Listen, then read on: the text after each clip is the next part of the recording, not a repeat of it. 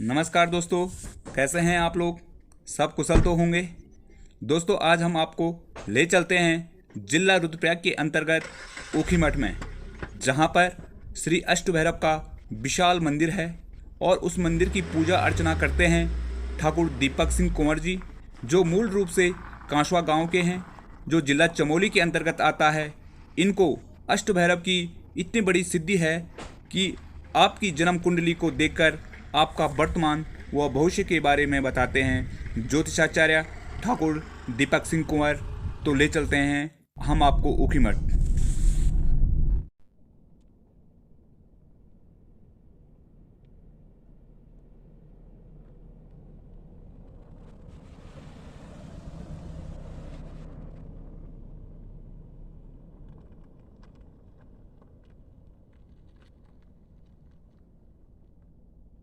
हम आज दीपक कुंवर जी के घर में हैं। आप लोग देख रहे होंगे इन्होंने कितना अच्छे ढंग से संजो के रखा है। ये बर्तन, ये तांबे के बर्तन हैं और यही पौराणिक हमारे जो बर्तन हुआ करते थे। अब तो आध्यात्म में तो इनका बहुत बड़ा रहस्य है। तो हम आप लोगों को ये दिखा रहे हैं। ये तांबे के बर्तन कुंवर जी ने बहुत अच्छे ढंग से संजो के रखा हुआ है। और हमारे साथ जो अभी आप लोग देख रहे होंगे, ये गुरुजी हैं कुंवर जी, जो अष्टभैरव मंदिर है ऊखीमठ के अंतर्गत।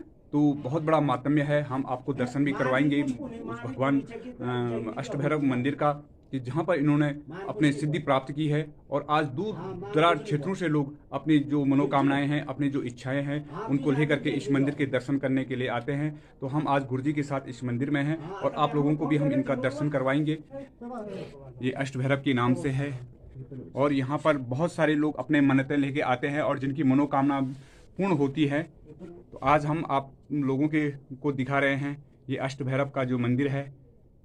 ये जो अष्टभैरव मंदिर है, इसका जो महात्म्य है, शास्त्रों में वर्णित है। केदार मंडले दिव्ये मंदाकिन्याम पूर्व तटे धवलगिरि शिखर मध्ये श्री अष्टभैरवेश्वर तीर्थमिति स्मृतम अस्मिन्नेव परे स्थाने संख्याया नवलक्षका प्रभावो देवदेवस्य निर्मुक्ता ब्रह्मराक्षसा बहूनि तत्र तीर्थानि स्वर्ग मोक्ष प्रदानि च यथा धवलकं तीर्थम सर्वतीर्थोत्तमोत्तमम् अष्टभैरवेश्वरो महेशोत्रः सर्वदेव प्रभुस्तः धर्मार्थ का मोक्षाणाम प्रदाता स्मृति मात्रतः। इस प्रकार से यहाँ पे ये महात्म्य है। आपको दर्शन कराएंगे। सबसे पहले यहाँ पे भगवान क्षेत्रपाल देवता, यहाँ पर भगवान जय, भगवान विजय, भगवती दक्षिण कालिका है। यहाँ पर भगवान विष्णु जी का बाल स्वरूप भगवान बाल रूपी नारायण भगवान है। भगवती महालक्ष्मी, माता चंडिका देवी का आपको फर्श दिखाई दे रहा है। ये माँ चंडिका आदि शक्ति है। भगवती चंडिका का यहाँ पे ससुराल है ऊखीमठ में।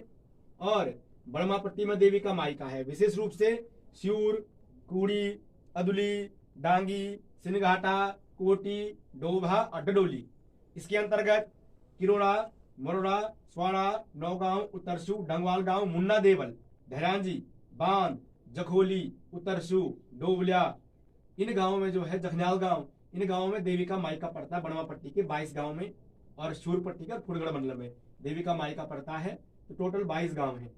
तो देवी यहाँ पे जब बनियात होती है तो पहले अगर शूर पट्टी वाले यात्रा कराते हैं तो वो यात्रा अलग होती है, और मुन्ना देवल बर्मा पट्टी वाले अगर यात्रा कराते हैं तो वो यात्रा अलग होती थी। पूर्व समय में देवता का जो दरबार है, भगवान जो भैरवनाथ स्वामी है, माता चंडिका है, भगवान शंकर हैं, ये पूर्व समय में मुन्ना देवल मंदिर में 6 महीने इनका प्रवास मुन्ना देवल मंदिर बर्मा में था पहले। लेकिन कालांतर में जब मुन्ना देवल मंदिर जब प्राकृतिक आपदाओं के कारण से कहें या देव प्रकोप के कारण से कहें वो मंदिर धंसने लगा, उसके बाद से जो है देवता वहां पे जाना उन्होंने बंद कर दिया। ठीक है, आगे प्रयास है कि देवता पुनः अपनी गद्दी स्थली पे जाए। उनकी गद्दी स्थली ही मुन्ना देवल मंदिर है। बाकी माता चंडिका है, क्षेत्रपाल देवता है, भगवती बाराही, भगवान श्री विष्णु जी हैं। शालिग्राम की प्रतिमा भगवान विष्णु जी की है। भगवान श्री रामचंद्र जी हैं। यहाँ पर हमारी कुल देवी नंदा राजराजेश्वरी का श्री यंत्र है। यहाँ पर कैलापीर देवता हमारे चांदपुर के भूमियाल देवता है। जो हम लोग हैं, हमारी जो पूजा परंपरा है, हम जाति से कुंवर लोग हैं और हम जो हैं यहाँ पे माइग्रेट हो रखे हैं। हमारा जो पैतृक गांव है हमारा है चांदपुर, कांसवा गांव हमारा पैतृक गांव है। हम वहाँ पे कुंवर लोग हैं। तो पुराने समय में राजा के समय पे हम जागीरदारी में, पहले थुकदारी में हम यहाँ पे आए थे। ठीक है, तब से ये देवता का जो प्रभार है, मतलब जैसे कुंवरों के जो मूल इष्ट देवता रहे हैं या राजाओं के जो इष्ट देवता रहे हैं, एक तो बद्री विशाल जी, जी। दूसरे रहे हैं भैरवनाथ स्वामी, जी। और तीसरी रही है भगवती नंदा। जी। तो गुरुजी हम आपसे ये पूछ रहे हैं कि मैंने आप कितने पीढ़ी में, मैंने 2 पीढ़ी या 3 पीढ़ी हो गई आपको यहाँ पे? हमको यहाँ पे हमारे परदादा के समय से अभी मेरी 4थी पीढ़ी यहाँ पे चल रही है जी। तो यहाँ पे ये 52 गढ़ों के 52 भैरव हैं। यहाँ पर हमारी कुलदेवी नंदा, राजराजेश्वरी, हीत देवता, बिनसर देवता, लाटू देवता, बोला देवता और जाक देवता है जी। माता रिद्धि है और माता सिद्धि है, नल कुबेर धन कुबेर, माता उफराई देवी है जी। यहाँ पर माता पार्वती सती है और शंकर भगवान का विग्रह है। भगवान शंकर ने इस स्थान पर केदार खंड की रक्षा के लिए, अंधकासुर दैत्य के अहंकार के दमन के लिए अष्टभैरवों को जन्म दिया। अष्टभैरवों को जन्म देने से शंकर भगवान का नाम जो है अष्टभैरवेश्वर विख्यात हुआ है। और जो अष्टभैरवनाथ जी हैं वो एक गांव नहीं अपितु केदार खंड के भूम्याल हैं। 17,085 गांवों के देवता भूम्याल देवता माने जाते हैं। तो पूरे केदार खंड के स्वामी हैं देवता। और जिस प्रकार जोशीमठ से भगवान नरसिंह की उत्पत्ति हुई है, इसी प्रकार ये धौलागिरी पर्वत जो उषामठ में विद्यमान है, यहाँ से जो है भैरव की उत्पत्ति और क्षेत्रपाल की उत्पत्ति स्थान है। यहाँ पे आप बाहर देखेंगे तो स्वयंभू शिलाओं के रूप में आपको भैरव और क्षेत्रपाल के दर्शन होंगे, लिंग रूप में भी होंगे एवं शिलाओं के रूप में आपको दर्शन बाहर होंगे। एवं यहाँ पे जो है भगवान का जो है मूल भंडार है और इस भंडार का जो प्रभार है, जो दायित्व है, वो पूर्ण रूप से राजकुंवरों के पास है। हमारा वर्तमान में भी यहाँ पे एक ही परिवार है और उस समय जब आए थे तब भी एक ही परिवार था और आज भी हमारा वर्तमान में एक ही परिवार है। मैं अंतिम उत्तराधिकारी हूँ। तो गुरुजी आपसे हम ये पूछना चाह रहे हैं कि आपने ये पूजा अर्चना का काम है ये कब से शुरू किया है? ये पूजा अर्चना का काम तो मैंने बचपन से ही शुरू करा था। बचपन से शिक्षा के साथ थी। मैं वैसे मेडिकल पर्सन हूँ, मतलब मैंने मेडिकल की शिक्षा ग्रहण करी जी। पढ़ाई तो मैंने पूरी करी है जी। लेकिन इसके साथ साथ मेरा पूजा पाठ का भी ध्येय था जी। तो मुझे ये रहा कि मुझे पूर्वजों की धरोहर जो है उसको संजोना है। बिल्कुल बहुत बड़ी बात है, बहुत बड़ी उपलब्धि है। हमारे पास जिम्मेदारी थी क्योंकि गढ़वाल में जो भैरवनाथ स्वामी रहे उनका बहुत बड़ा योगदान है जी। राजा अजयपाल ने भी क्या करा था, मतलब भैरवनाथ के बहुत बड़े भक्त थे। देवलगढ़ में आपने देखिए गौरा देवी का मंदिर और भैरवनाथ का मंदिर बनाया उन्होंने। तो गुरुजी आपकी उम्र क्या है इस समय? अभी मेरी उम्र है 25वां वर्ष है। 25वां वर्ष है जी। और जैसे मैंने बहुत सारे लोगों का मानना ये है कि आप लोगों ने शादी का क्या वो रखा है? अब विवाह तो समय पे होगा क्योंकि वंश के लिए कोई और भाई होता तो बिल्कुल जिम्मेदारी थामते जी। लेकिन वंश के लिए तो वंश आगे बढ़ाने के लिए बिल्कुल। अब खैर अभी तो उम्र हो रही है। अष्ट भैरव की मूर्तियां हैं। पहले भैरव हैं काल भैरव जी। दूसरे भैरव हैं रुद्र भैरव जी। तीसरे भैरव हैं अस्तांग भैरव। चौथे भैरव हैं भूतनाथ भैरव। पांचवें भैरव हैं क्रोध भैरव।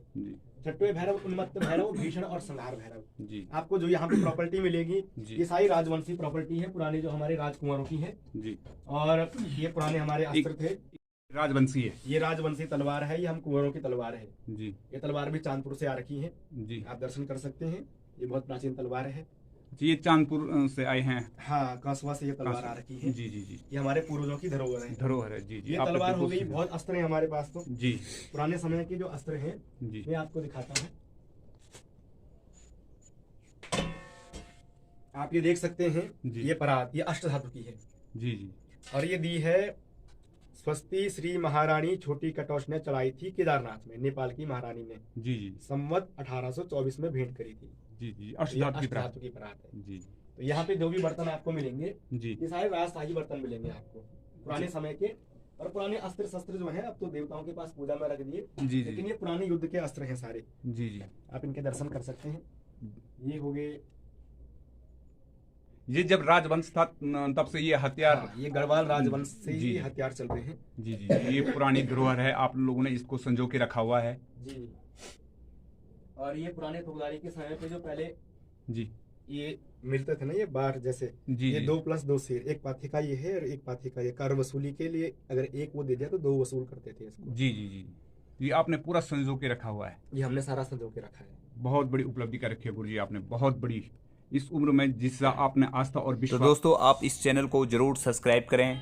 भगवान श्री अष्ट भैरव आपकी मनोकामना पूर्ण करें।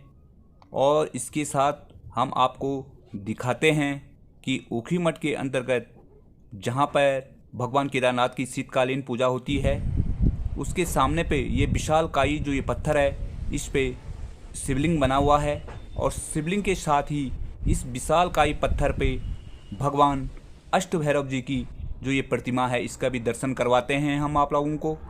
और इससे आगे जो हम बढ़ते हैं तो बहुत सारे देवी देवताओं के स्थान हैं। जैसे जब शंकर भगवान जी के गले में जो शेष नाग है, जो नाग है भगवान शंकर भगवान जी के गले में जो नाग है, उसकी भी प्रतिमा और उसका भी जो मंदिर है, जो स्थान है, पूजा अर्चना का स्थान है, वो यहाँ पर आप देख रहे होंगे। ये नाग बिच्छू के नाम से प्रसिद्ध है, नाग बिच्छू का ये स्थान है।